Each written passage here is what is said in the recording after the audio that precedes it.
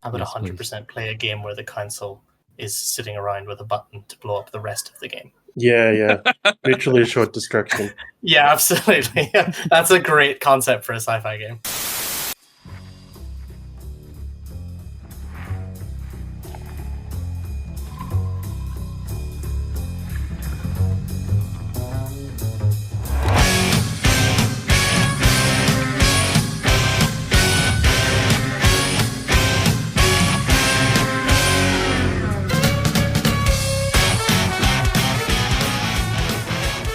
Welcome back to the Great Game. This is episode 42, and this is the first, one of many firsts. This is our first recording for 2025, so Happy New Year to everyone listening. This is also probably our first episode out the gate in 2025, so that is also exciting. And this is also our first, what I've dubbed Team Time, but maybe there's a better name for it. This is a bit of a less formal, casual conversation with a few friends of ours in the Megagame world. Talk about something a bit long form, a little bit more deeper dive than usual, and also maybe a little bit more opinionated. Fingers crossed. So I am here. I am Patrick, as you probably know. I'm here with a couple of our Megagame friends, and I'm here with Jack.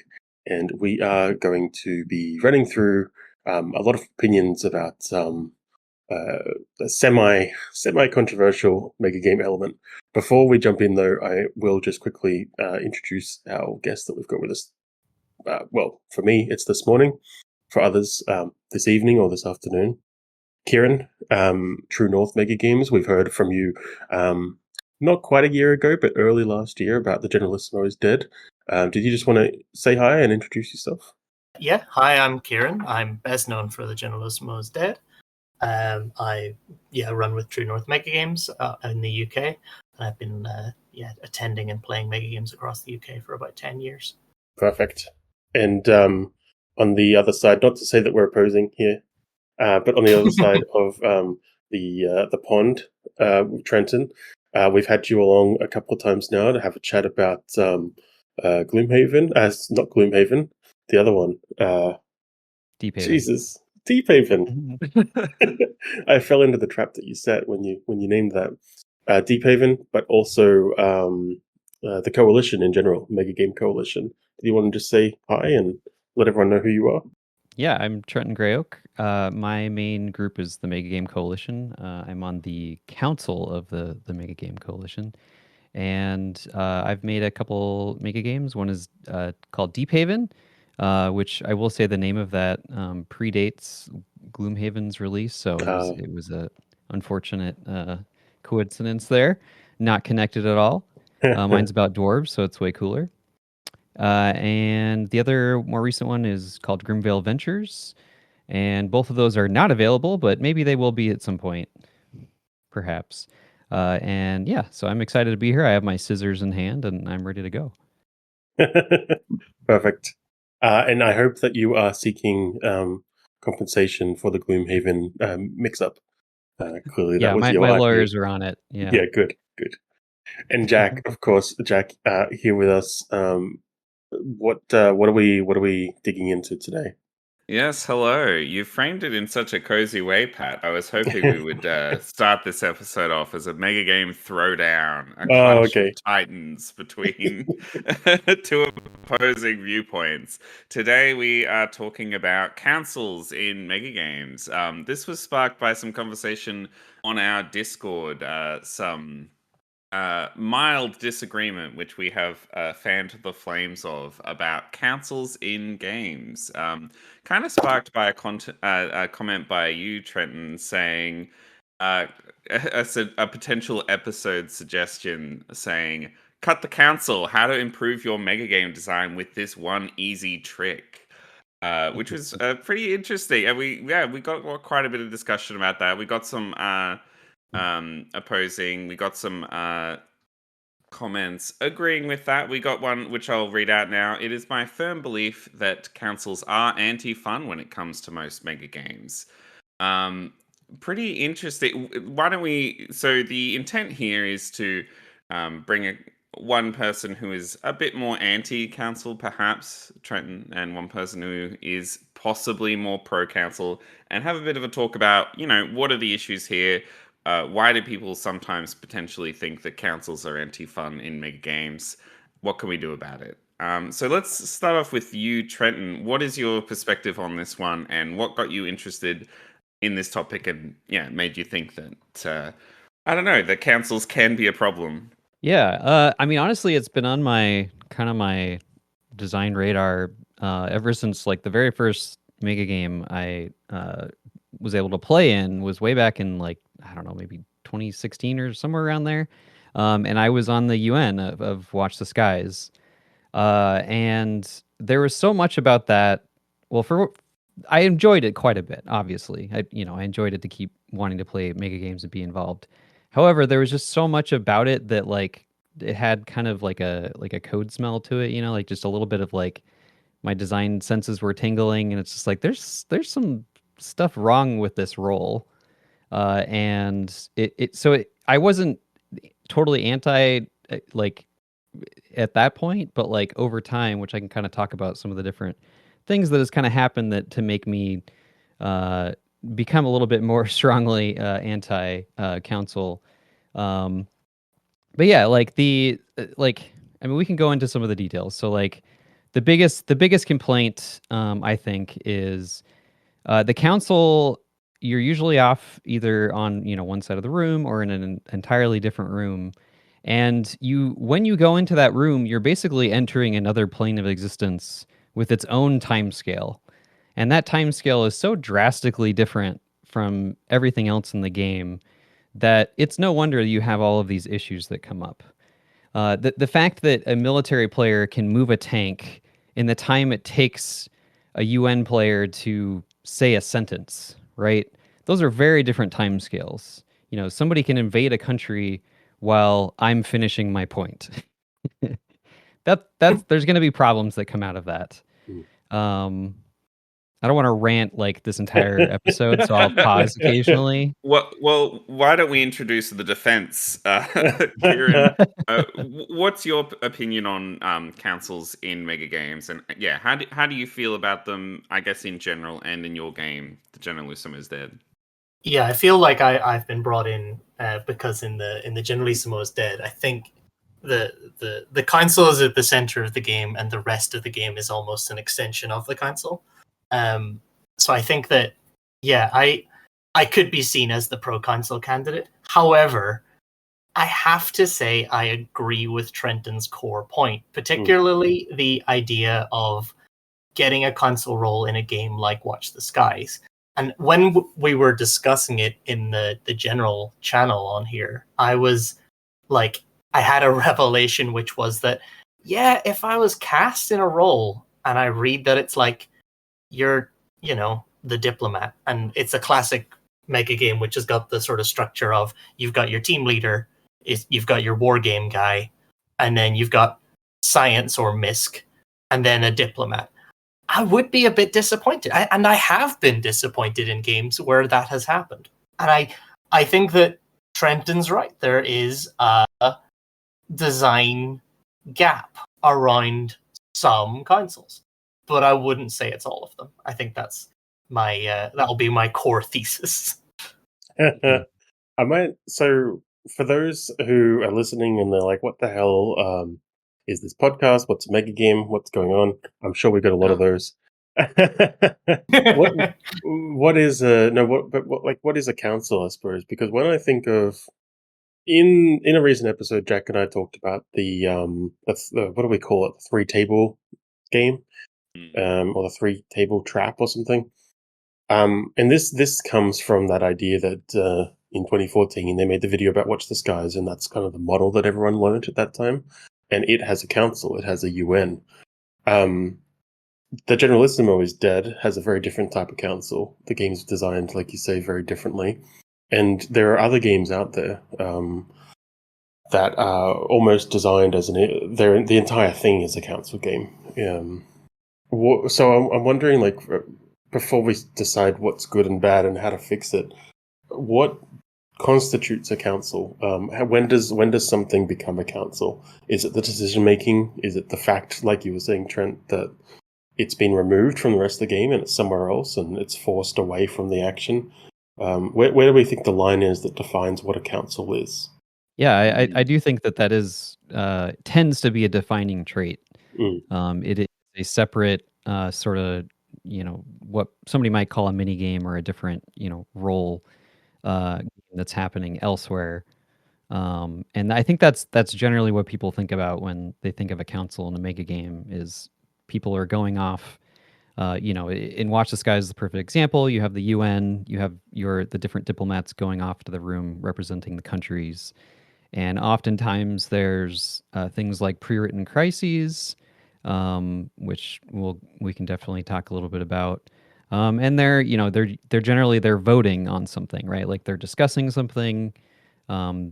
They're spouting different points of views and about what should be done, that sort of thing. And then ultimately, ideally, they're voting so that you can kind of have that output that goes back to the rest of the game. And often, from memory, it's actually been a really long time since I played Watch the Skies or an iteration of it. But from memory, in the vanilla version of that game, which I'm only sort of referencing as I feel it sets a precedent for what a council is, it's a lot of the issues that are being discussed there are new issues to the game. Like they're coming into the game via the council. They're not necessarily issues that are happening elsewhere in the game. Those things can still come to the council.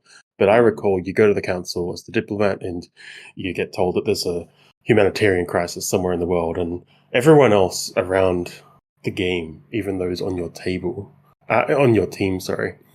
don't know about that thing until you get back to them to tell them about it. So it's very in that structure. It can be very, very isolating. Yeah, so it can end up being completely self-contained almost with that design where you have a pre-written crisis which is for the council, and then that crisis is resolved in the council.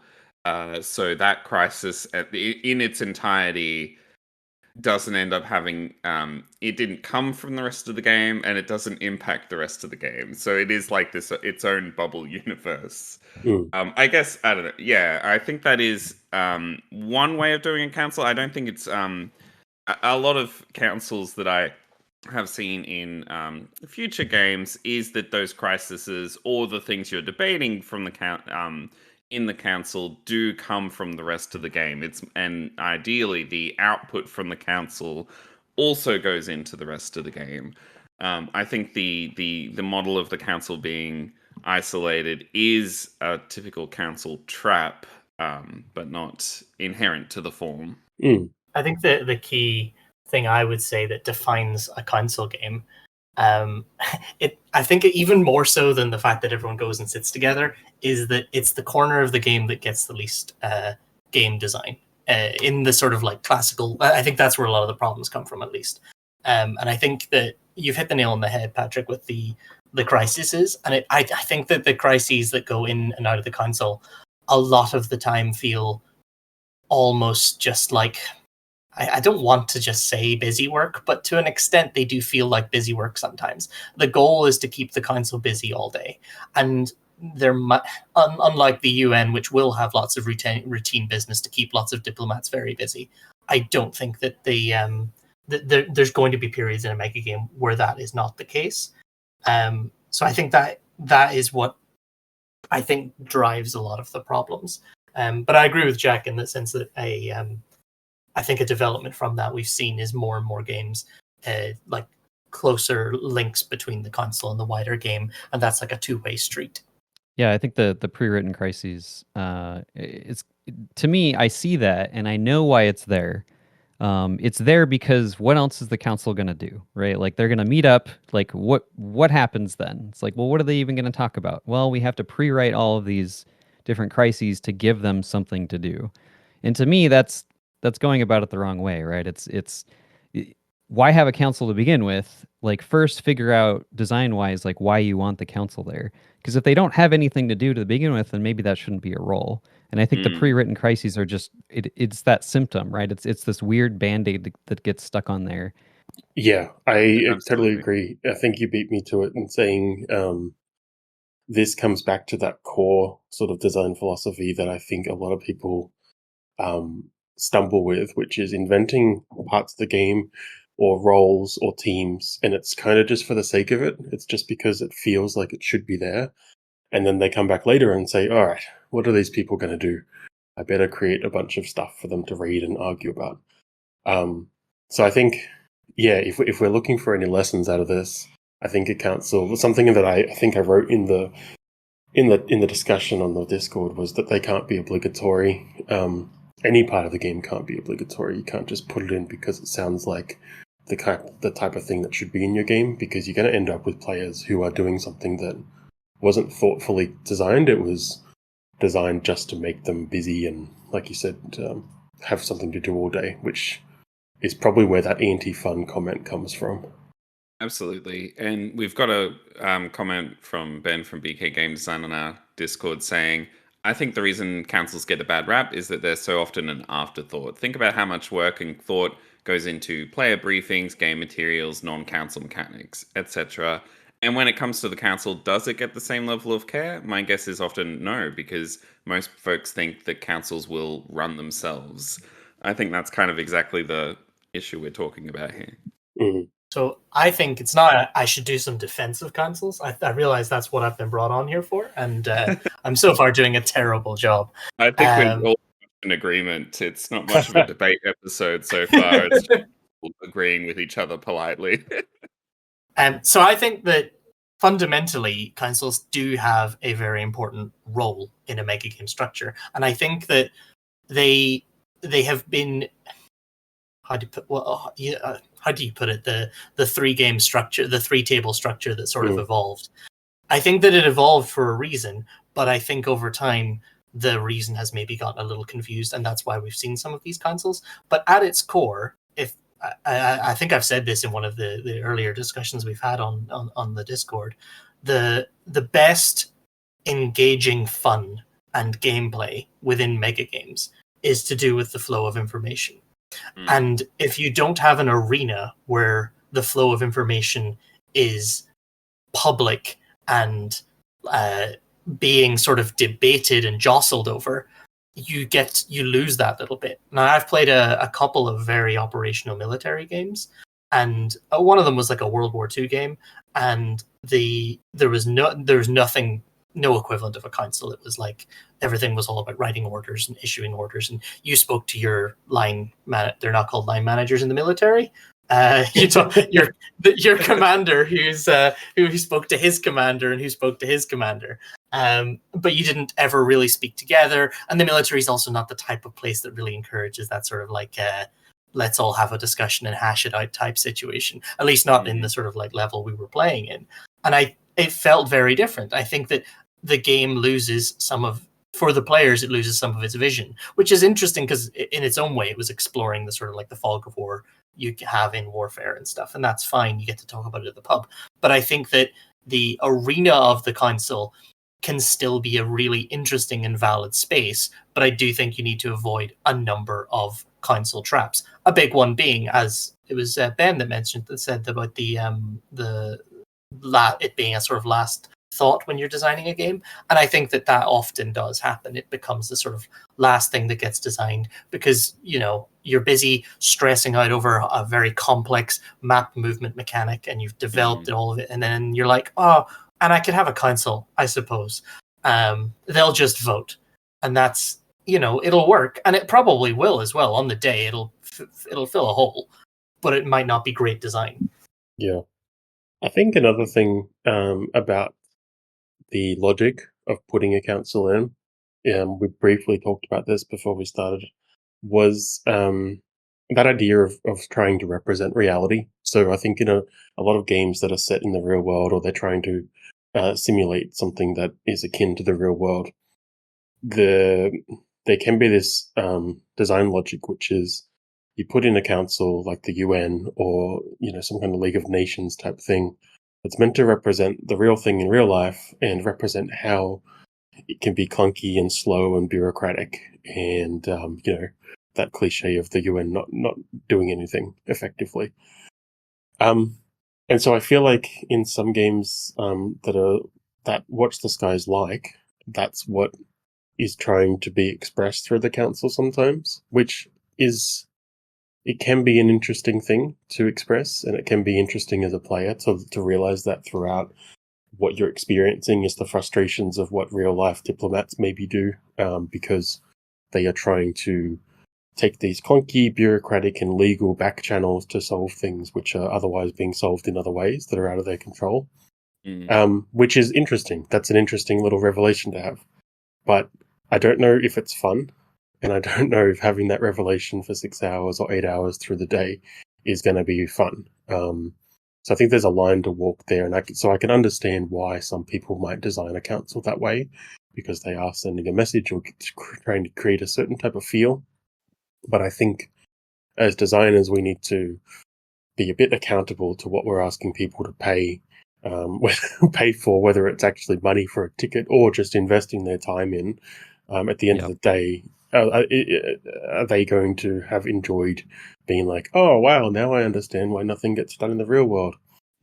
Or would they prefer to have some fun? Yeah, and yeah, taking that into account too, it's like, why does it need to be a mega game?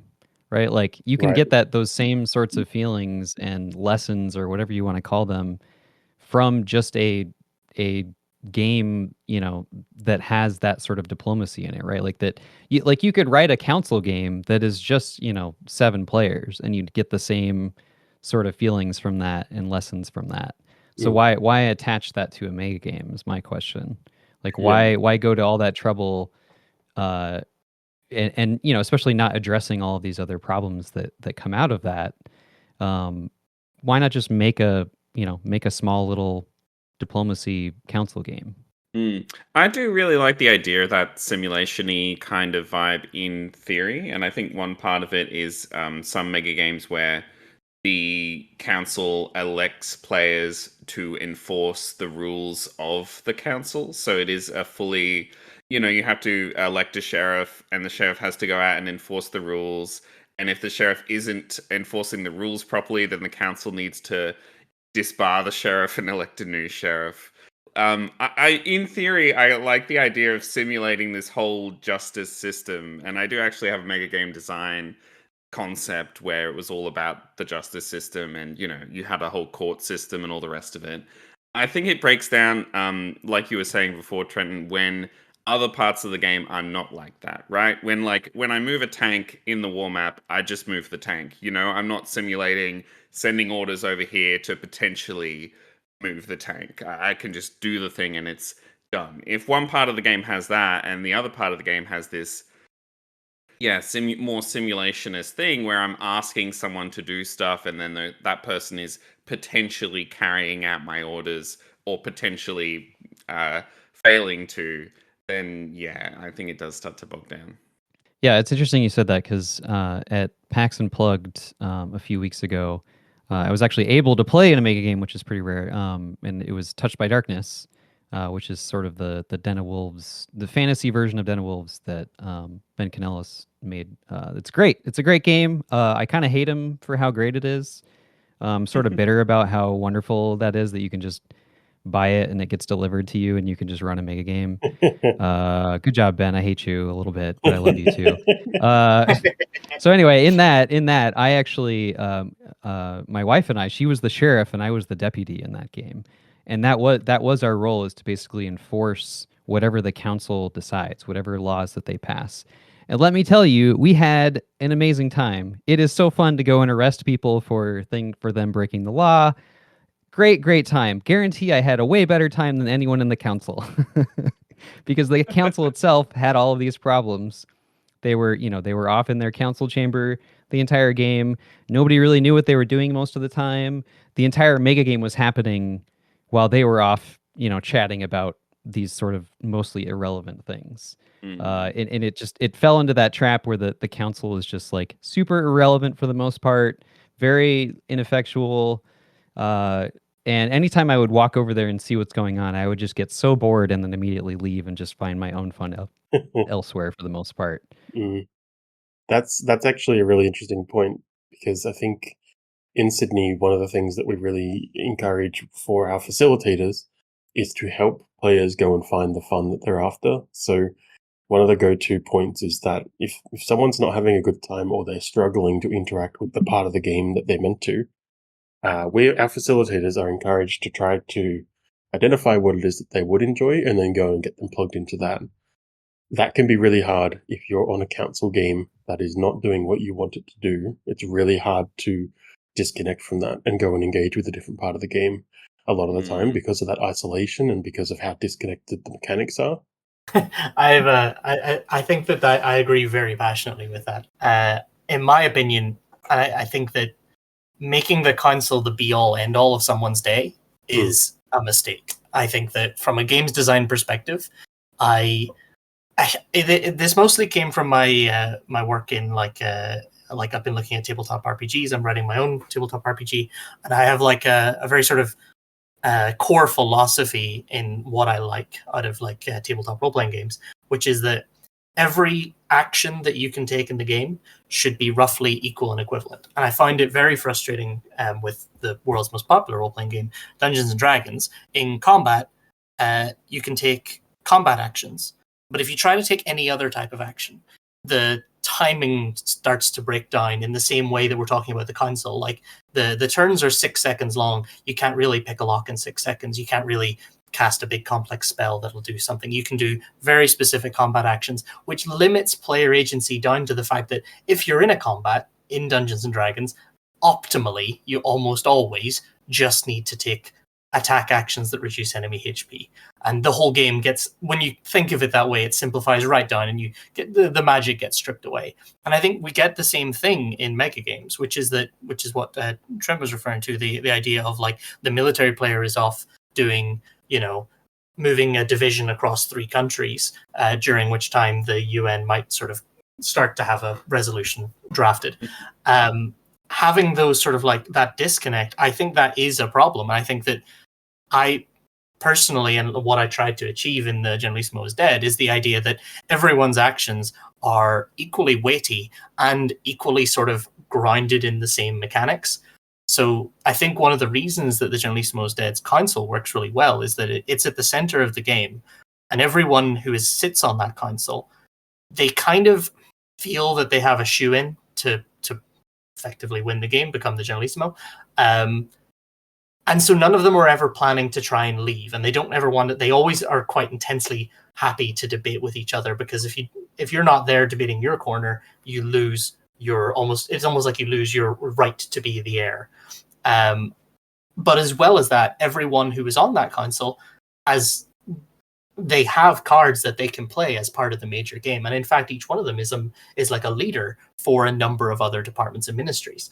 Whether or not they're an effective leader and whether or not they're actually in control of their department is neither here nor there, but they do have other things they need to be doing and things they can be doing. And it means that the console acts as a conduit for the rest of the game. The information flows from the console outwards, and that then drives a lot of the actions in the rest of the game. Yeah, I think you've also touched on another point there, which I might steer us into. In the Generalissimo is Dead, I think the council is unique for the games that I've played, because not only is it central to the game, but it has meaningful mechanics attached to it, which the rest of the game is relying on happening. So not only in that game is the council set up in a way whereby the people on it generally want to be there because it's beneficial to, but there are many players in the rest of the game who are trying to get into that council. They don't even know how it runs, but they know that they want to get in there because they can see how influential it is. And I think a big part of that, there's a little bit of briefings that steers that, but a big part of it is the mechanics. The core mechanics of that game hinge on the council making decisions. If they sat back and argued and didn't make any decisions ever, then the rest of the game would stop, and there would actually be a big impact on the game, because everyone's relying on them. So I think, this steers into the idea that maybe for councils to be integrated into the game, into its rules, they need mechanics. They need some way to directly impact what else is happening in the game, or have ways in which the rest of the game can mechanically impact them, so that disconnection starts to break down a little bit. Yeah. I think the Generalissimo is definitely an interesting example. And actually at PAX Unplugged, like I was the council moderator for our run of Generalissimo. So I have some opinions on that. But before uh, before I go into that, I wanted to just like back up a little bit and talk about if you were to have a council in a game, what are the goals of having that? And I could think of like kind of three separate things about a council of like why you would want a role like that. And in brief, they're diplomacy, leadership, and consensus. So diplomacy being like having different groups, different teams, having a formal way for a formal diplomat role for them to come together and discuss things in a diplomatic way, right? Leadership being that the council itself, whether it's the UN or the council in like Den of Wolves or something like that, they might be making these big decisions that affect the entire fleet or the entire world, right? And then part of that is the third thing is consensus. Consensus being there needs to be that kind of discussion and maneuvering and politicking that happens to where at least a majority of the players there finally agree on something. And once they agree on something, that can have some sort of output to the rest of the game, ideally. Does that sit well with the rest of y'all, like in terms of like the three main things? Can you think of other important things?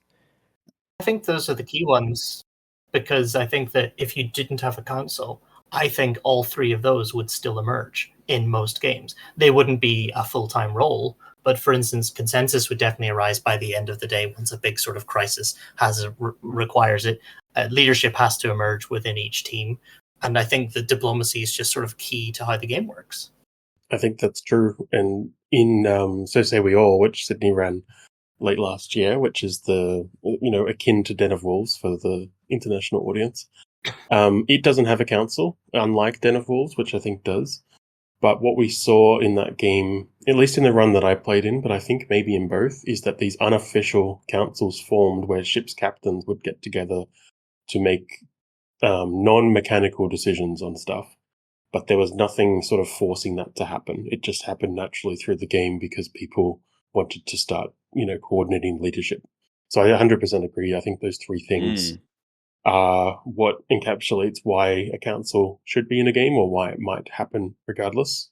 Yeah, absolutely. And I think it's probably, I think those three things are the reason, like the reason why people put councils in mega games, I think, is because the council, in theory, is kind of the epitome of mega game vibes, at least for me. Like the idea of standing around and talking in a room with a bunch of people and trying to decide on something and do something, like that is like the basic unit of mega game interaction, and trying to build a consensus of like, okay, we're going to do this thing and we're like, this is the plan. Like that is like that, the diplomacy and the voting and the arguing and debating, like that is the mega game, I guess, juice.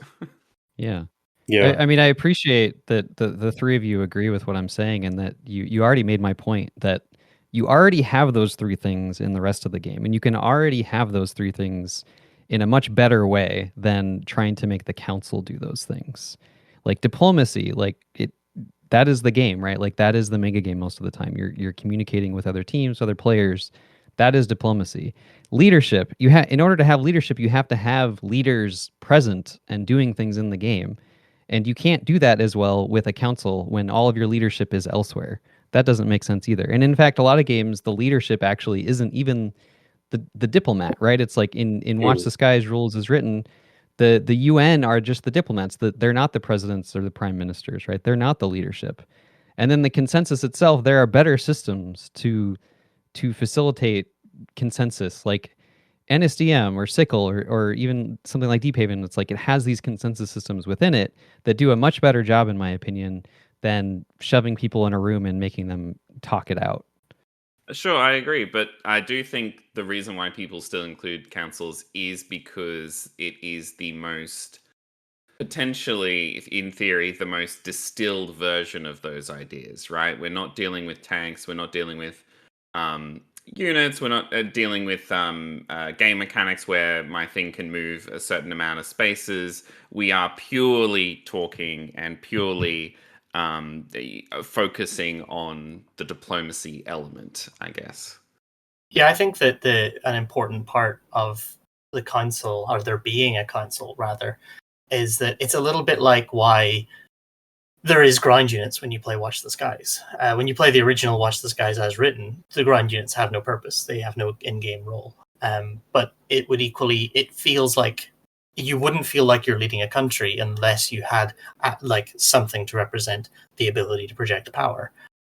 Even if it doesn't really have a mechanical purpose, it does still serve a narrative purpose. And I think consoles do give a sense of scale to the game that would otherwise be lacking. And I also think that they can sort of lend themselves to some very important sort of essentially theater. I think that's the way you describe it a few times, Patrick, is the theater of megagames.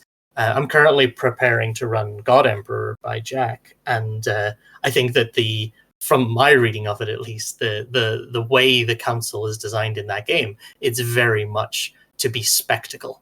I think that the way that the council rules have been written is I like how they integrate into the game, but they're also kind of optional. And I think that I'll be interested to see how, if it was truly an irrelevant corner of the game that is anti-fun and wasting people's time, the fact that they don't have to go means that they could just not go. So I guess whenever God Emperor runs, I'll be curious to see if people just don't go. Yeah. Yeah, I think it's interesting because we have seen some runs where the council becomes like everyone has to get into the council. You know, the last turn of the game, everyone is at the council. Like that becomes the pivotal thing the game runs around. And then we've seen other runs where people are like, why would I bother going to the council? What's the point of this? And in God Emperor, you can just leave and you can just go somewhere else, which is interesting. But the theater of it is probably the best part because, you know, you do have this NPC of the God Emperor who is messing with you, and like interacting with him is often people's favorite part, I think, of that council experience. Yeah, no, I've just had the thought about this idea of the theater and the spectacle. The spectacle is something that I've stolen from Chris over at Very Large Huge Games, as he started talking to me a lot about how mega games are just all about spectacle. And if you've got spectacle, it's going to be a successful game.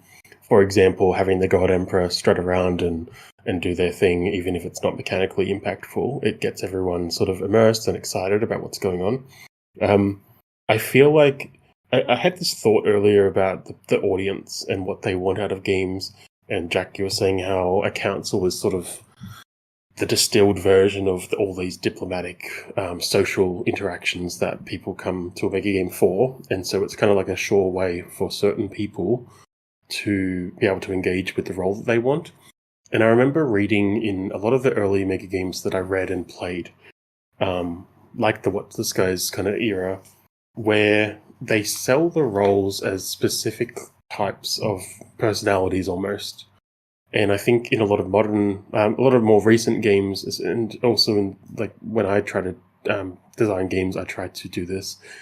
Often saying, if you're this kind of gamer, if you like these things, then you will like this role. I feel like that could actually be a little bit of a trap when it comes to things like this, because there are people who may look at a game like this and they think I'm way over my head. I don't play board games. I don't play war games. I don't really understand what this is. But that game where you go in a room and you sit down and you just argue with people about hypotheticals, I get that. That's like the model you earn. That's like this or that. I can do that. And maybe, but that's not always necessarily the only or the most focused diplomatic role. I know in countless games where they have a traditional war map where you send one player and they move the little tokens around, a hell of a lot of diplomacy happens at that table, and the military generals are diplomats basically in the military sphere, and they're making their own deals and alliances, and they're doing their own kind of influencing and negotiating. And likewise, in other parts of the game, in the science game, in the hacking game, in the underground, in God Emperor, in Generalissimo, when people are free to go and do what they want, everyone is basically a diplomat, and they're making their own deals. They all have their own ambitions. So I wonder if pitching certain roles as this is the talkie role, and then this one over here is the military war map role, is maybe hindering people's ability to get their head out of councils and realize every role in a mega game, with an asterisk next to it, can be a diplomatic sort of social role. It's just how you play it.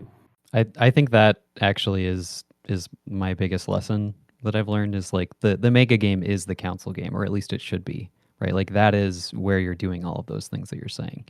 I think that about you bringing up something like Model UN, I guess it might be better to say for me, it's like the problems with the council game is that it mixes with it's a mix of a council game and all of the rest of the mega game. And all of that rest of the mega game tends to be at least more interesting, or at the very least they don't mix very well, right? Like you can have a council game that is just a fun game, right? Like you can have a Model UN, or you can have some sort of diplomacy based game that can be a great time. But injecting that into a mega game, I think, is when it starts to run into a lot of these problems, because it's supposed to be relevant, it's supposed to be connected. I do agree with your core point about the mega game and the console game. They need to be one and the same. The console game needs to reflect the mega game. And I just wanted to bring up an example, which I meant to say in my last spiel, which was recently we ran a game called Tales from the Territories, which was about wrestling. And I feel like that was a console game that really worked, because it allowed, well, it flowed from the structure of the setting. The whole point of wrestling is that it's in line with kayfabe, so everyone is bought into wrestling who's in the industry, but they need to pretend to the outside world. All the matches are obviously rigged, and it's basically a cooperative sport. But who was making the decisions around that cooperative sport started at the top. The owners of the wrestling clubs were working together to try, and they were sort of staving off their business going under, and they were losing cable TV to the big nasty wrestling federation and stuff.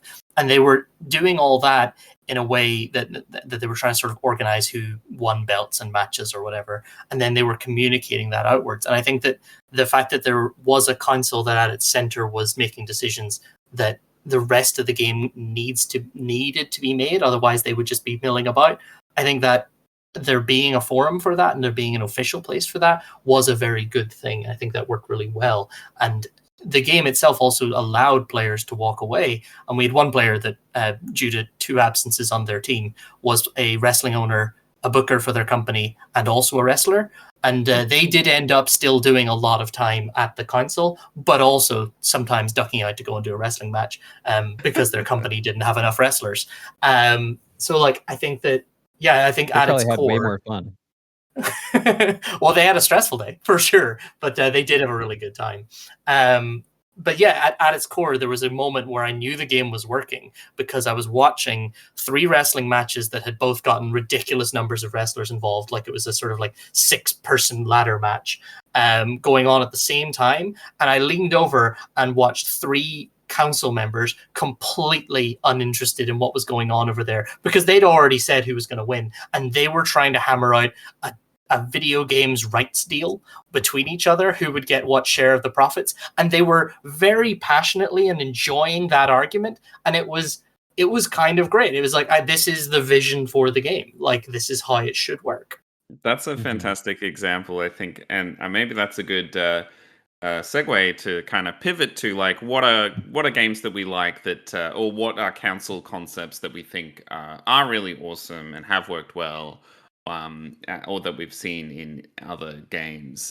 Trenton, I'm curious if you have any examples of elements where you do think the council has worked really well.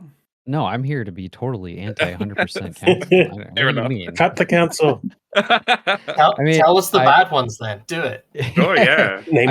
I can definitely, yeah. Like the original run of Deep Haven, Gen Con 2018, 19, it had a council, right? Like the first version had a council.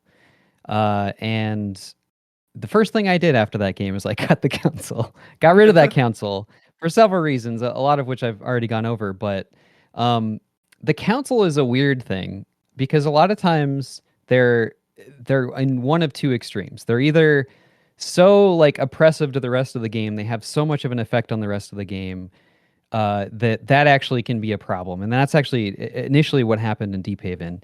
Is like turn one, the council met and they just decided that they were going to raise taxes on everyone a significant amount, and they pissed everybody off. And by turn two, like no one took the council seriously. Nobody listened to the council because the council had basically shot themselves in the foot and done something to lose any sort of loyalty from the rest of the game. And then what happened? It went to the other extreme, which I actually tend to see more often, and that's the council just doesn't do much, right? Like it doesn't have this an effect on the rest of the game. It's ineffectual, and that I think most councils tend to just start there and end up there the entire game. And to me, that is like the cardinal sin, and there's reasons for that. But I did want to mention a couple other like little more minor things. I think within a council, it often incentivizes this sort of tactical anti-fun. Perfect example of that is filibustering, right? And in fact, like in the very first mega game I played when I was on the UN, I was in this situation. I wish I could remember the details, but I was in this situation where it was in my best interest to just talk a lot and get us to not actually have time to vote.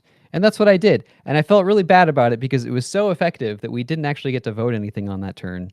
And I see that happening a lot in councils. It's like this sort of like the grandstanding or filibustering, or when you have like a dominant player that kind of talks over people. It's like you have all these things that like the incentives are there for them to cause this sort of anti-fun to other players, and that's a pretty bad thing. So I think if you are a designer and you're thinking, okay, this is how these countries or these factions should interact, and I should sow their briefs with these directions to try to lead them into doing this kind of taking these tactics that will kind of cut out the usefulness of other people's votes or opinions or actions. I think if you want that in your game, it may happen just by default, so you may not need to design that kind of thing in. But if you are, you need to ask yourself, how is that going to be enjoyed by everyone? Like, it makes sense. It's a thing that happens in real life. But I keep coming back to that point of, why is that fun in a game that everyone wants to come and invest a day in? And there's got to be ways around it. There has to be other ways that people can take action that's built into the game that represents some of those things, but isn't also leading to a bad time for the other people sitting around them. There needs to be, it kind of goes back to our one of our last episodes. We're talking about right of reply and that kind of thing. There needs to be, it can't just be a vanilla. If you're good at talking, you can just dominate this space and make sure that no one else gets to do anything all day, because that's not a game. Right. And that ends up requiring a different type of sort of Band-Aid, and that is having a moderator, a control person there to basically make sure that doesn't happen, right? Like they basically have to babysit and like make sure that people aren't talking over each other and that, everyone's staying on task and getting things done. And some people probably enjoy that. In my opinion, that is actually a minor sin. Is it's boring. It's boring for the moderator to have to do that the whole time. Yeah. Right. Like nobody wants to play babysitter. And anytime in my mind, like anytime a moderator control person is bored, not having a good time, like that's actually a huge design flaw too. Yeah, agreed. So I think that there needs to be some thought put into, if you're trying to create a game that has these things in it, you need to be answering the questions of, why are these things going in? And if players are being encouraged to interact with them in a certain way, you need to be asking yourself, how is this going to feel for the player and also the ones around them? And if the answer to that is bad, you need to think. You need to be asking yourself, what else can they do in this game that has the same output but doesn't upset or make for a fun, an unfun or boring time? I agree that is a core philosophy of the you don't want other players. I like to think that you don't want other players' fun to be entirely hinged on a single player or a single group of players that can sort of like almost choke point fun. I learned that the hard way with my Star Wars game. I ended up having one player that was absolutely critical to the entire Imperial team, and that player went completely off the rails on the day, and the whole game for that side of the game, the Imperial side, was just disastrous, and none of them had any fun. So I think that it is key that council games that I mean, when it comes back to it, I think that the council game can't be just sitting and voting. I think that there needs to be more mechanics to it, and I think that a rule of thumb that I like to use is that like any aspect of the game you should be able to excel at it both mechanically and by like talking to people. So being like a good diplomat, that's like a core skill for everyone playing a mega game. And a lot of your experienced players, when they come along, you know they're going to be good at wheeling and dealing. And you can give them like a role where they start with nothing, and they could, if they were in a room of people that have never mega game before, they'll still end up on top because they know how to cut those conversations. They know when to be honest, when to be dishonest. It's a unique skill. But I think like ideally, then what I would view to be the perfect mega game design, someone who has those skills should not be the only way to succeed in any given arena of the game, and that includes console games. I don't think that console games should be entirely just, well, I'm very persuasive and talking, and a lot of people in the scene, in the local game scene like me. I think that the gameplay needs to be more than that, and you should have access to wider gameplay. I think that's sort of like. I think that should underpin any attempt to include a console, because my view is that if there is going to be a console, the console should exist for a structural reason within the sort of like game space that you're trying to portray, and that structural region should be supported by the rest of the gameplay. So, devil's advocate from me then, because I agree with you, and I think that mechanizing the councils is important. And like you said, Ciaran, connecting them to other parts of the game is really important. But I can imagine the argument or the dissatisfaction from someone who wants to play a game that's like Model UN. I'm going to argue, I'm going to be, like you were saying, Ciaran, that experienced wheeler and dealer who just relies on making my own story throughout the game just by being dishonest or bluffing or making promises or whatever else. That person comes along and they get to the council, and it turns out like it's some trick-taking game that has a slight, argumentative layer on top of it or something like that. That might not be what they're after, So how do you draw the line about mechanizing it or making it mechanically impactful on other parts of the game? To me, I would suggest it's not about adding a bunch of trick taking or like where they're dice rolling or they're playing Jenga at the council. It's more about the council having some kind of direct mechanical impact. Like if I go to the war map and I move a tank, that tank has been moved. We can all look at it. We can all see it. It is a really clear physical indicator that something has mechanically changed. And I think the council needs to be the same. If we do something there, if we change something, if we make a resolution, if we whatever, there needs to be an immediate direct mechanical change that we can all look at and like see that something has meaningfully changed there. I have a solid example for that I think like it lays the line out where I would see it, though I think God Emperor similarly lays the line where I'd like to see it, which was a few years ago. We ran, I think it was pre-COVID, first year of COVID, Delta Ball, which was very closely related to the American game about drafting that was online that lots of people did. It sort of came Draft off night. of that. Yes, it was after draft night, which as Europeans, we had no understanding of drafting at all. The game was an exercise in the foreign for us, but we ended up having a discussion about that and sort of like, what would a sports mega game look like? And Seamus, one of our designers, designed this game Delta Ball, which was basically like space football. It exists, but it exists in a sort of dystopian society as a sort of bread and circuses to keep the masses in line. So they're just playing future ball, and the way the council worked in that game was it was kind of like FIFA or the head of the sports council, and they would come together, and every turn the first thing that they had to vote on before they discussed anything else they wanted to talk about was any changes to Delta Ball. And that those changes to the sports rules affected took effect immediately on the next turn. That was the new sport that the players with the teams were going to be playing. So you could be building your team to take long shots to score 6-pointer long shots with whatever the mechanics were.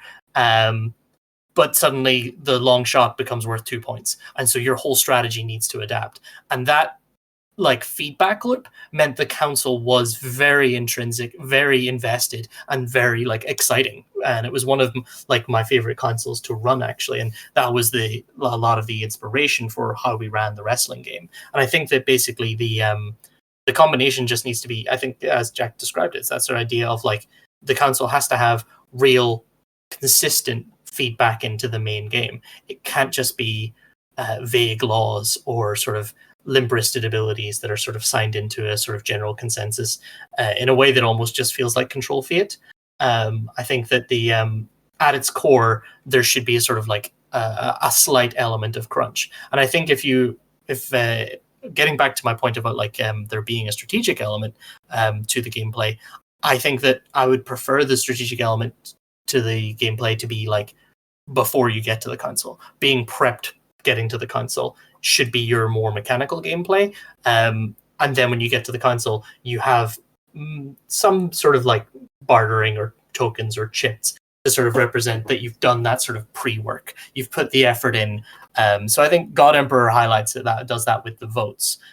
You bring more people to the table, you've got more votes. If you do that at the right time, that could be critical to your game and your strategy.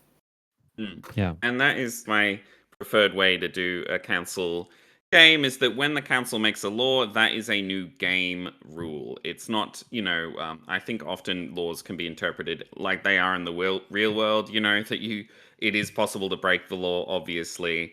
But in my opinion, in the timescale of a mega game, in a normal mega game at least, there is not time to be like, oh, this is a law, you can ignore it, but then maybe the council will get you in trouble for it if you ignore it. Maybe they'll give you a sanction or something. There just isn't time for that. Like, the council is not going to be able to know that law has been broken. So my preference is that when they say something, hey, this is the new thing now, that is a game rule. It's more than a law. It's like if you do this, you are actually breaking the rules in some meaningful way. In the same way that, if someone marches a tank into your nation, you can't be like, well, I'll just ignore that and not doing anything about it, right? Like that has that has game rule effects, and I think the council should be the same. Yeah, that's interesting. Yeah, it fits a lot with like I have some suggestions on if you have to have a council in your game for some reason, and that definitely fits with one of them is like having that super strong output where the effects that are happening, they're immediate and meaningful effects on the rest of the game. I did want to mention you mentioned Draft Night. There's a new run of Draft Night coming in February, so you should look that up if you're interested. But yeah, so I wanted to talk about some of my things that I do, like when I get put in charge of the council and I have to do something. And one of those things is I kick them out of the room a lot. And I wanted to get your thoughts on that of like, basically my rule is instead of, watch the skies where you're literally cloistered for 25 minutes every turn, my rule tends to be, yeah, you can come here, but if you're here, you're voting. And if you're not voting, I kick you out, and you can do all the politicking and diplomacy you want elsewhere, right outside the room if you want. But if you're in here, you're sitting down and you're voting, and then once you voted, you can leave again. Does that seem a little extreme? I think it's a method of what I think is probably the critical job of console control, which is time management, right? Because the worst part of the console is it becoming boring, and it becomes boring when people are talking too long, getting drawn down into the weeds. I think that the discussions should be short and snappy, and I think that getting them out into the main game space means that they can actually thresh out that diplomacy with the wider game. So I think that kicking them out is a good idea, and having people like out and about in the main game space. Like whenever we ran Generalissimo in Edinburgh, the main goal of the council control, like when I briefed them, was that they were going to run to time, because so much of the rest of the game obviously hinges on they need to decide on those laws. The laws then need to go out to be voted on, and that's when they are going to be returned to the main thing. So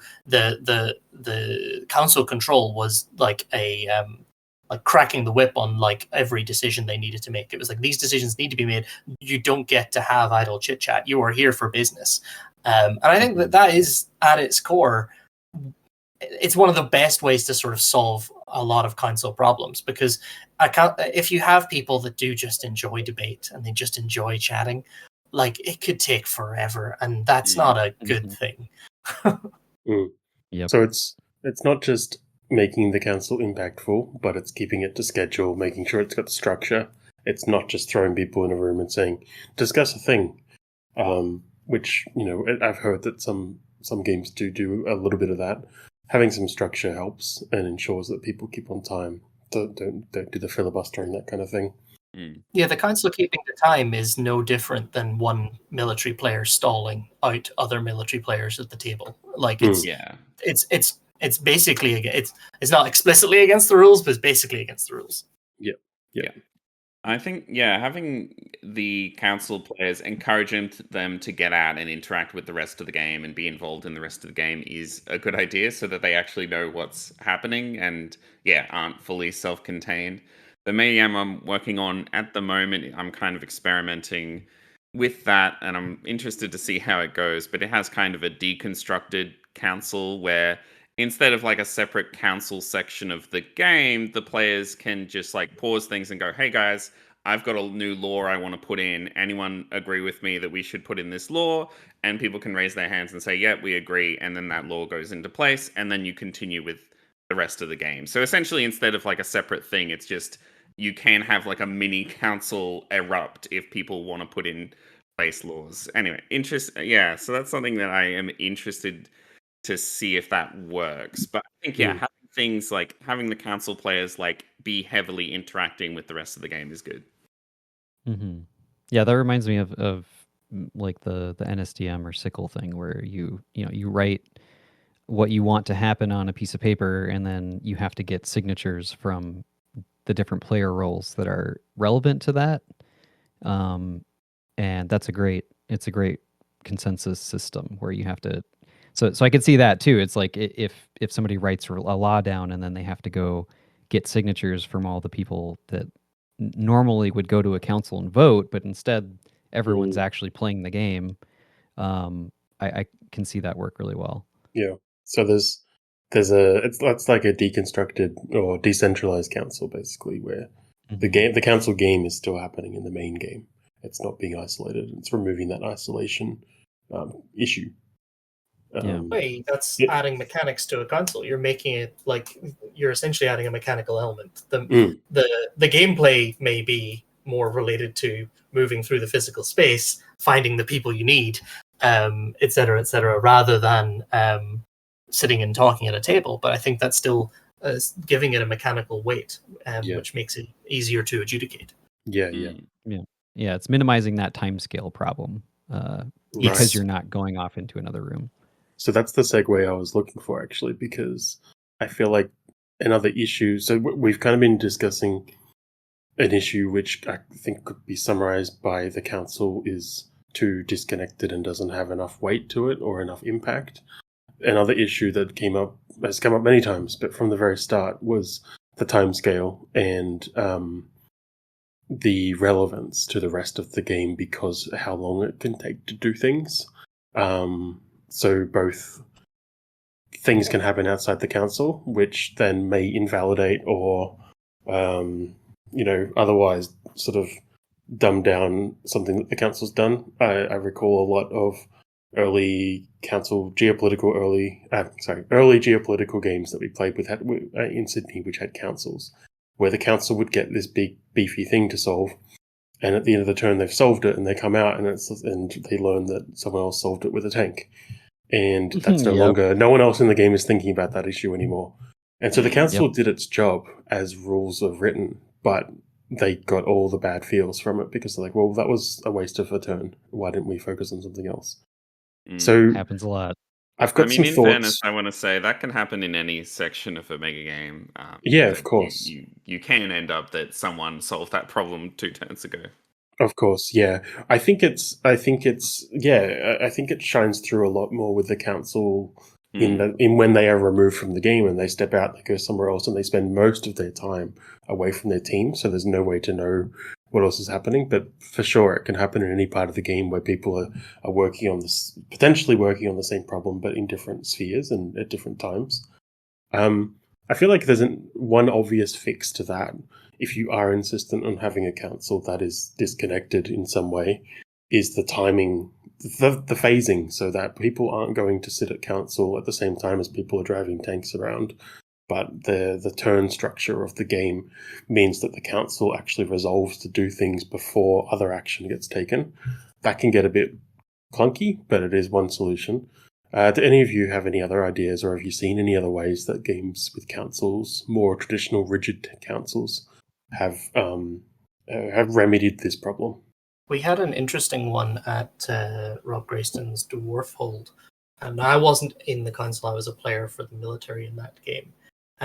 But the way the game worked had a really nice structure. At least I thought it was really nice, where every turn there was 2 types of turn. A turn could either be a tactical turn or a strategic turn.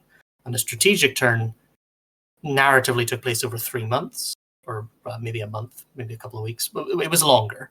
And a tactical turn took place over a couple of days.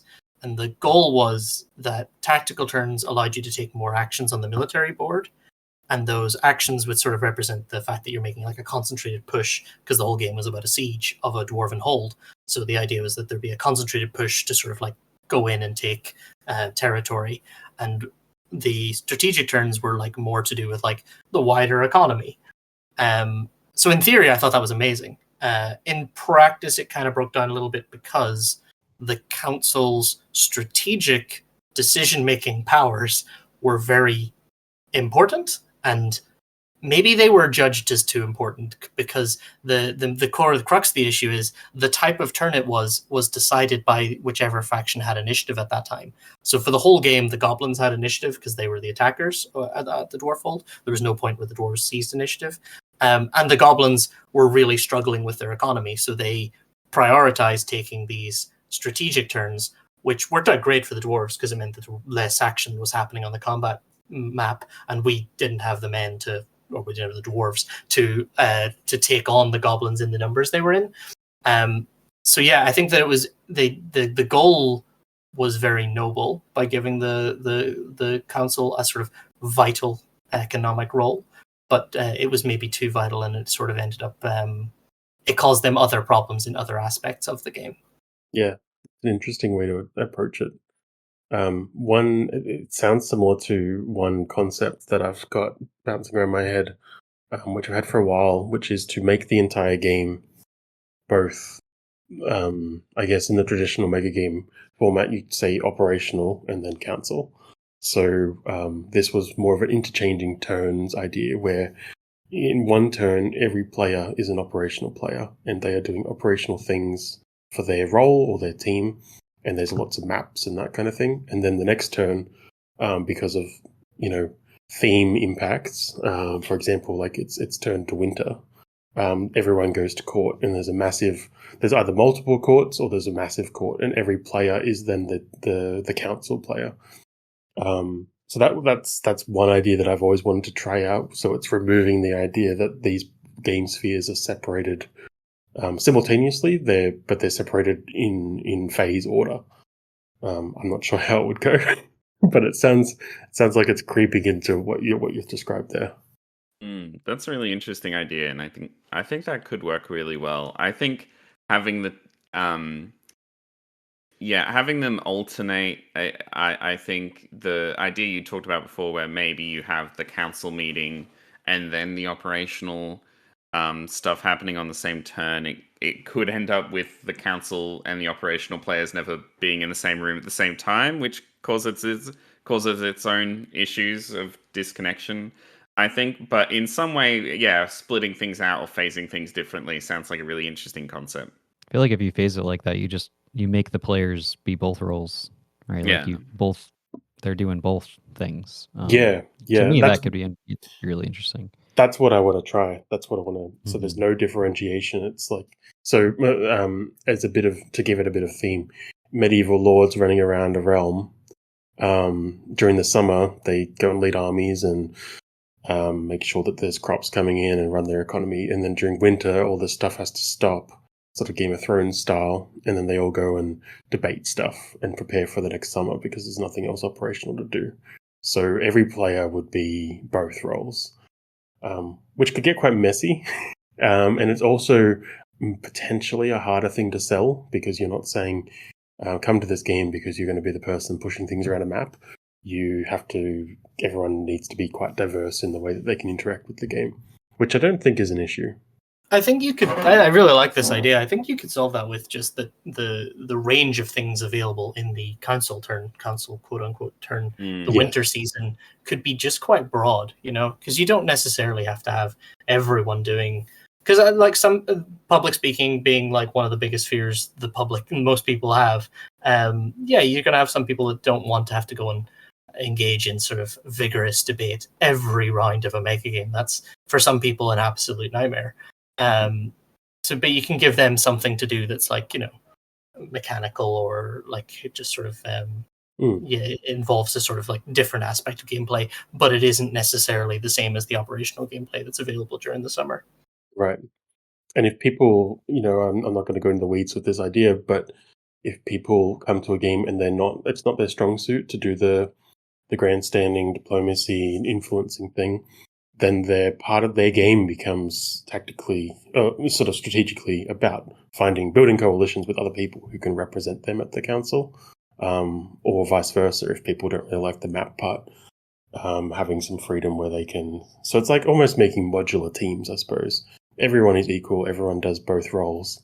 And if you don't like one side of the coin, then you can try to get others to help you with it. Untested, I think. It's something I'd like to try out. But I think it would definitely basically put the council before anything else. The council does its part, and that sets the scene for what comes next. So it sounds like basically what we're saying, the first type of council that we seem to agree does work is the mega game where the council is almost the core focus of the game, like the Generalissimo is dead, where it's obviously it's not an afterthought because that is the main way you get things done almost through the game. Where and there is no operational or map element.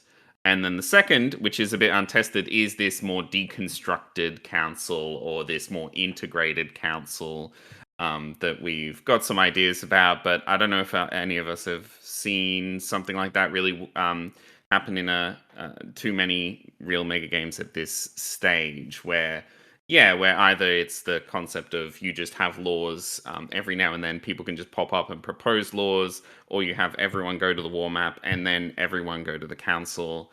I think there's still a lot of space unexplored there, which could be really exciting. Yeah, it reminds me a little bit of Riley had a game called Sworn to Serve that we ran a couple times. That was basically it's basically like U.S. Congress, the mega game, right? It's like every player was a government. I forget if it was the Senate or Congress or something. I think it was sort of nebulous a little bit. But you have special interests that you are representing, and the entire game is basically just a giant council game. You're trying to get bills passed, and ultimately there's a big vote at the end of every turn.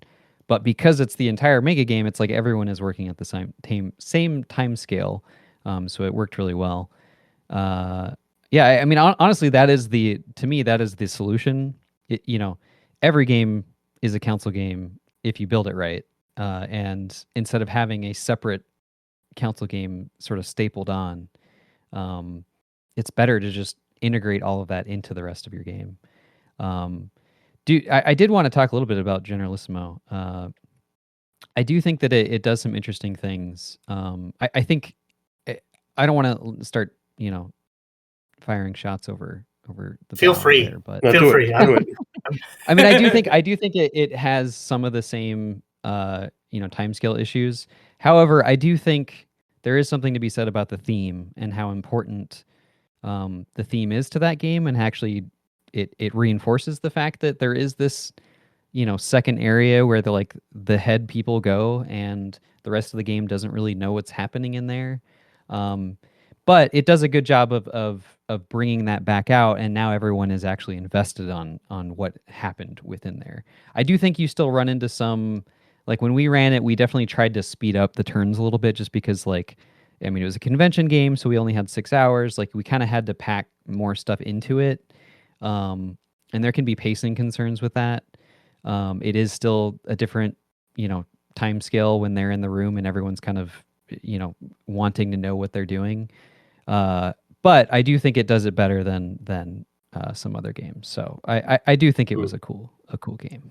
I agree. Having run it a few times now, we did tweak how the Council for Generalissimo ran. Well, not so much how they ran, but in the later runs, we changed the phasing of when certain things happen to give the Council a little bit more information. What I was finding, and again, like you said, Trent and Ciaran, you can tell us if this is right or not. I think this was by design, that the Council doesn't really know what's happening. That's the environment and the thematic space that they're working within as this clunky bureaucracy. But what the players would encounter would be, they have all this power and they get to dictate, they get to steer the game essentially through these policies that they bring out. But the policies rely on stuff that is happening outside the Council, and in many of the games, the first few turns, nothing got done because the policies that came out just didn't align with the reality of the national statistics, which other people were impacting.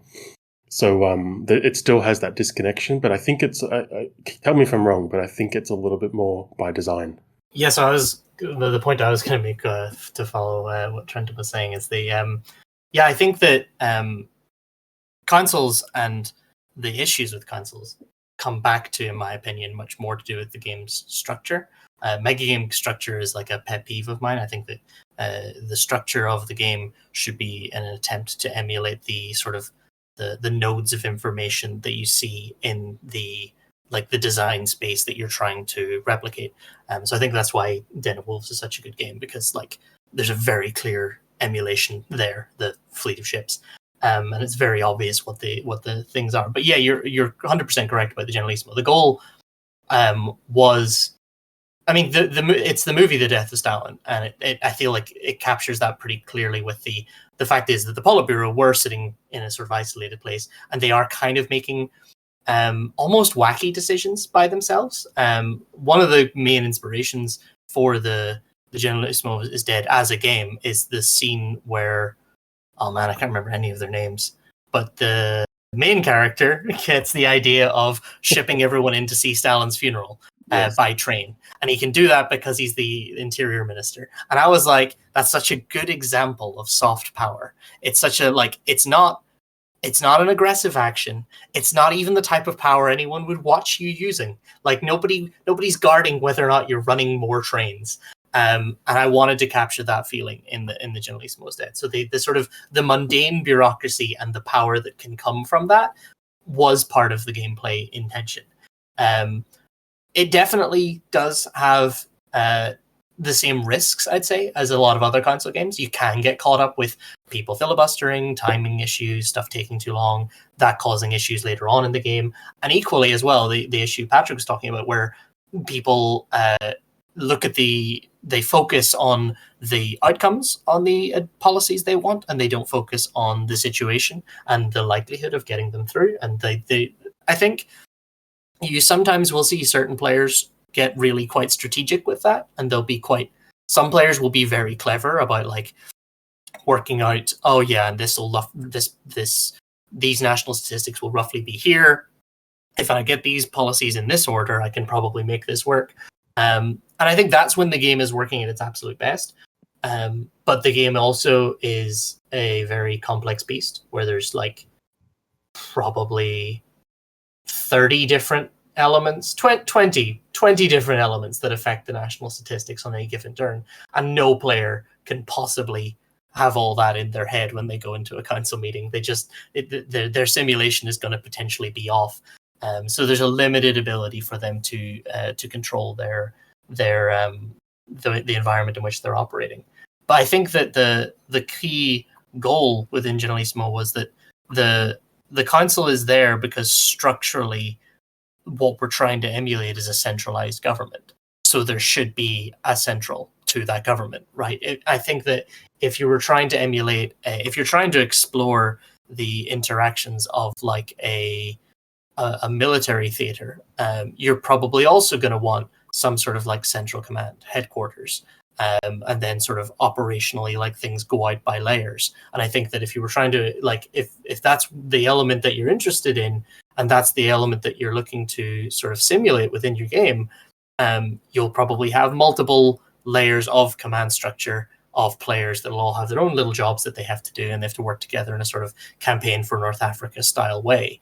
But if you want the game to be about, say, what happens after Alexander the Great's kingdom's collapse, it doesn't necessarily make sense to have a council there. The whole point of that period was the absolute disunity and the fact that everything broke apart. So I think that not every mega game should have a council. Not every mega game needs to have a council. And if you are going to have a mega game, we've talked a lot about the different sort of positive things that you should try and do to make a council work. But yeah, if you have a council, you should endeavor to make that council function in a way that is respectful to your players' time, respectful to your control team's time, and respectful to the design that you're trying to deliver. Right. It's interesting. Like I mentioned that the first run of Deep Haven, I cut the council. The second run of Deep Haven that did not have a council, near the end of the game, enough players were getting organized that one player announced, "Why don't we form a council?" The players yearn for the councils. Yeah. I kind of like that idea that maybe the answer to councils is just to get rid of them, and if the players need one, they'll make it. And even, you got it in the back pocket of how to run the council, but you leave it up to the players to decide if they actually need it. Go further than that, Patrick. Don't run any rules. No mechanics. If the players need it, they'll make it happen. That's right. Have control. Just be ready to do anything on the day. Just bring some dice, some poker chips. They can be whatever we need them to be. Just get some Monopoly money. That's all you need. Yeah, I feel like we could take a step back and just say, well, we'll just get 50 people to show up at the hall. We'll give them a box of components, and we'll say, go at it. Tell us a story. Maybe that's what mega games are in real. Like that's all it really is. If we've identified sort of some issues that come up and ways to solve them, I think if we were moving forward, like what's the definitive? Because Trent, you did say on Discord that you would give one quick trick that solves mega game councils forever. I'm wondering what's the outcome of this? What's the biggest lesson learned about councils, and how to either include them, not include them, make them better, or make them more effective? I think a lot of what we've covered, we've all kind of agreed with mostly, and it's been pretty simple stuff, like keeping them, meaningful, keeping them impactful. Looking at how they interact with other parts of the game and the timing of the game. I think that point you made, Ciaran, you summarized by saying they need to be respectful of people's time. I think that's a great point in general for design. Every part of the game really should, both the players and the facilitators' time. But how do we? What's the single overlaying guiding rule on councils? Yeah. I might pretend to have all the answers, but I only have most of them. There's some that I don't have. I think ultimately, like I would say, I would tell designers, default to not having a council. And ultimately, if you decide to have a council, make sure that you're solving a lot of the problems that we're talking about, especially the time scale problem. I think the time scale problem is basically the cause of all of these other little things that can happen. And if you have a good solution to that, then yeah, go for it. Like include some sort of council. Just keep in mind that like you might not need it. The game might already have enough in there that you don't need this sort of formal council that goes to the other room. Yep, I agree. I think that's I mean, we can apply it specifically to a council, but I think every part of the game, you should always be asking yourself that. why does this thing exist? Why does this role exist? Why does this resource exist? Why does this game sphere exist? And is it meaningful, or can it be done in a different way? Yeah. And the second piece of advice that I'll give is to facilitators who are running a game that has a council. And again, that is just, in my opinion, you try to kick the players out of the room as much as possible. And you will. It's interesting. Like we actually ran Watch the Skies here in Minnesota recently, and that's kind of what I did with the UN. And at the end of the day, we had surveys and collected feedback. And one of the complaints that we got was there wasn't enough time to discuss the crises. And I was happy to get that complaint, because in my opinion, that complaint is way better than the complaint that you would normally get, which is I never knew what was going on in the game, right? Like my actions didn't have an effect on the rest of the game. Like to me, that is a good trade that I will make every single time. So if you are a facilitator, think about maybe tweaking that a little bit, trying to concentrate on the input of the council, right? The things that are coming to the council.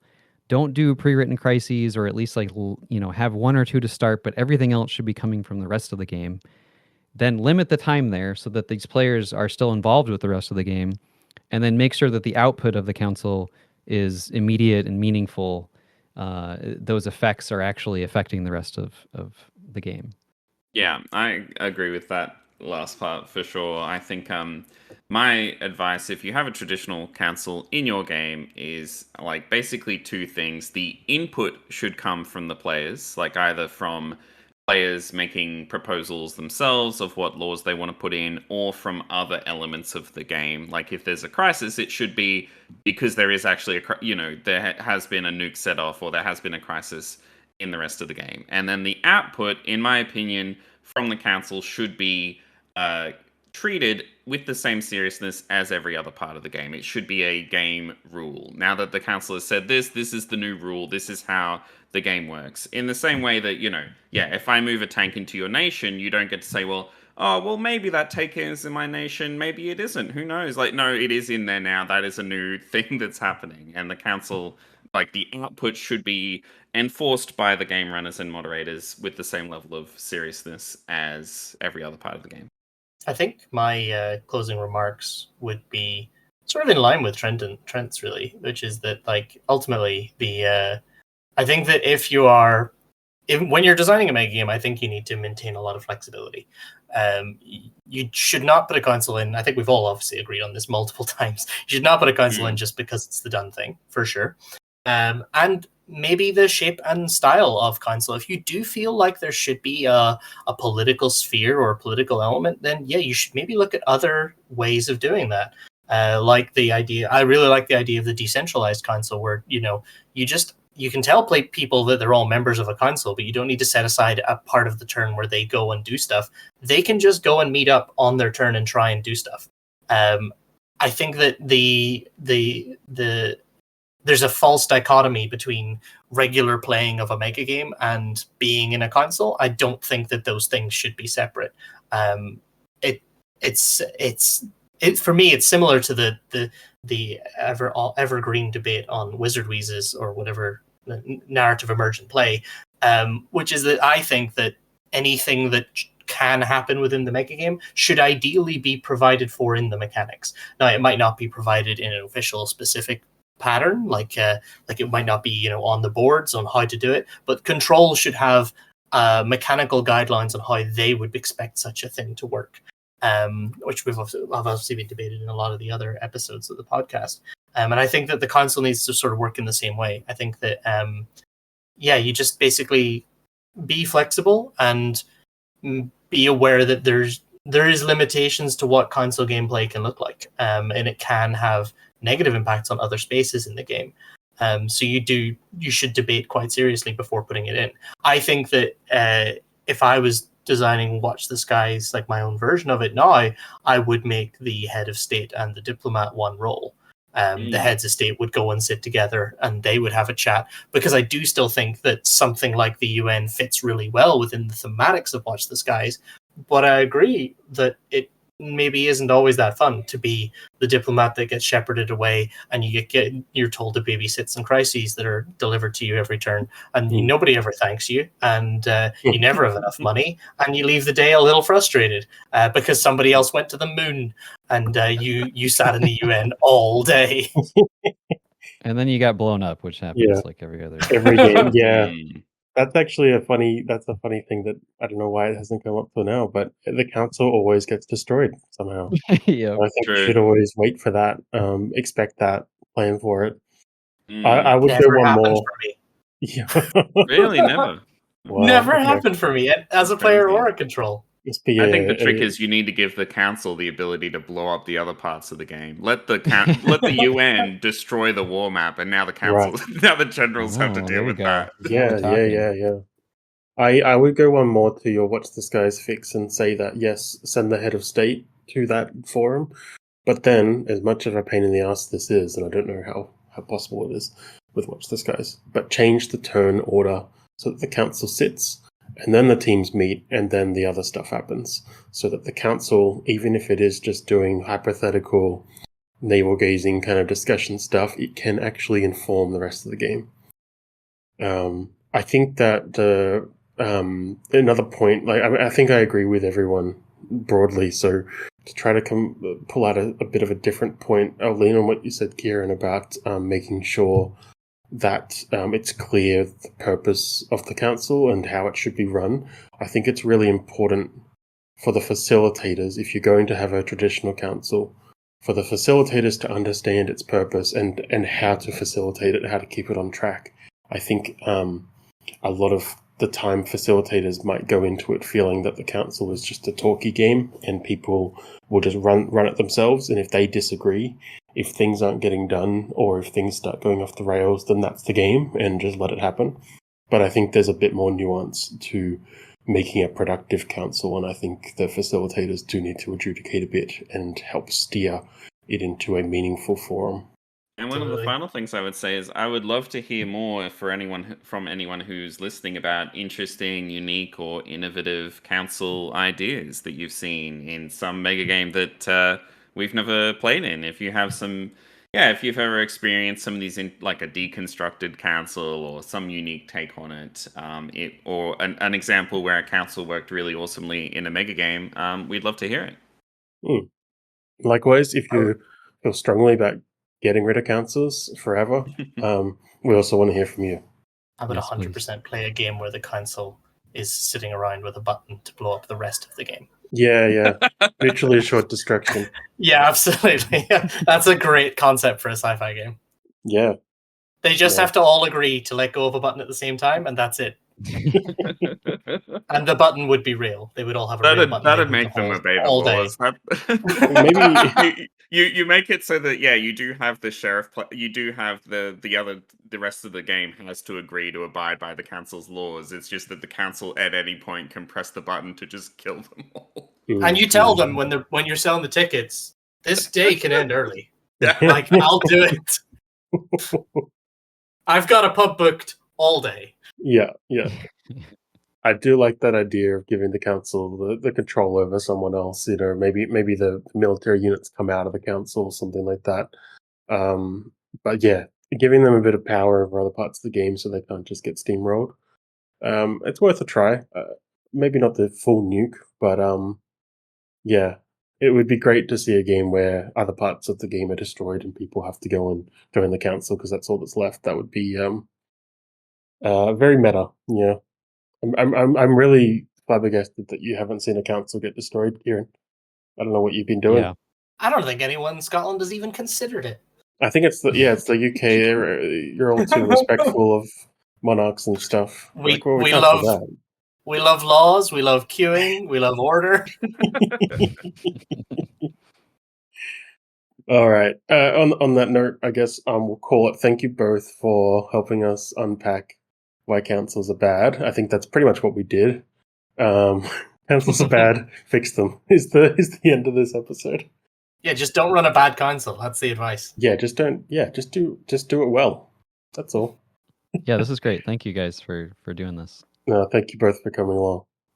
Thank you so much. It was a lot of fun. Thank you. And for those listening, Trenton, where can people find you or your games? Probably just Megagame Coalition on the website or Discord. Just you'll find me on there, and you can ping me. Awesome. And Ciaran?